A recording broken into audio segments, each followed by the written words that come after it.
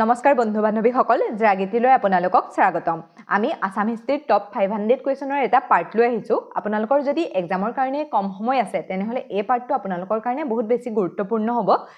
চাওচোন আহক আজিৰ কুৱেশ্যন আনসাৰ কেটা আজিৰ প্ৰথমটো কুৱেশ্যন কোনজন আহোম ৰজাক ভগা ৰজা বুলি জনা যায় সুতিমফা সুৰামফা সুচেংফা সুক্লেংমং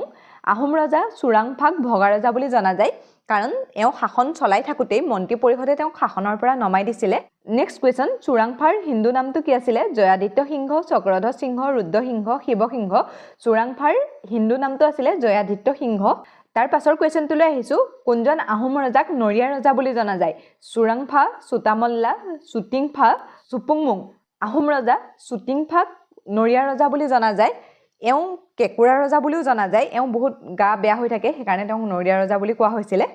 নেক্সট কুৱেশ্যন জয়ধ্বজ সিংহৰ শাসনকালত কোন মোগল সেনাপতিয়ে অসম আক্ৰমণ কৰিছিল ৰাম সিংহ মৃত্যু মোল্লা মান সিং তুৰ্বক খান জয়ধ্বজ সিংহৰ শাসনকালত মৃত্যু মোল্লাই অসম আক্ৰমণ কৰিছিল আৰু সেই চনটো আছিল 1662 চন এটো বহুত বেছি ইম্পৰ্টেন্ট হয় জয়ধ্বজ সিংহৰ দিনত মৃত্যু মোল্লাই অসম আক্ৰমণ কৰিছিল 1662 চনত নেক্সট কুৱেশ্যন কোনজন আহোম ৰজাক ভগনীয়া ৰজা বুলি জনা যায় চক্ৰধ্বজ সিংহ জয়ধ্বজ সিংহ ৰুদ্ৰ সিংহ শিৱ সিংহ আহোম ৰজা জয়ধ্বজ সিংহক ভগনীয়া ৰজা বুলি জনা যায় নেক্সট কুৱেশ্যন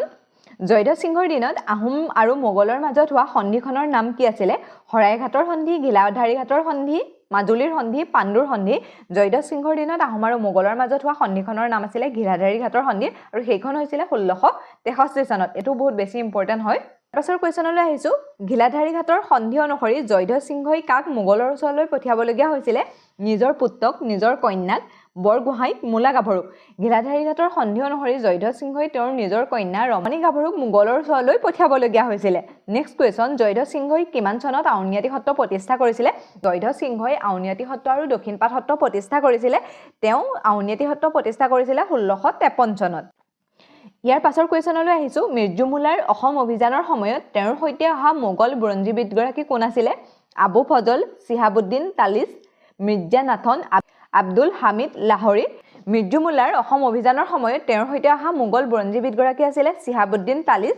নেক্সট কুৱেশ্যন আৰু আজিৰ ভিডিঅ'টোৰ লাষ্ট কুৱেশ্যন সিহাবুদ্দিন তালিছে অসমৰ বিষয়ে লিখা বিখ্যাত গ্ৰন্থখনৰ নাম কি আছিল সিহাবুদ্দিন তালিছে অসমৰ বিষয়ে লিখা বিখ্যাত গ্ৰন্থখনৰ নাম আছিল ফাতিয়া-ই-ইবিয়া তেওঁ মৃত্যু মোল্লাই যেতিয়া অসম আক্ৰমণ কৰিছিল তেতিয়া তেওঁ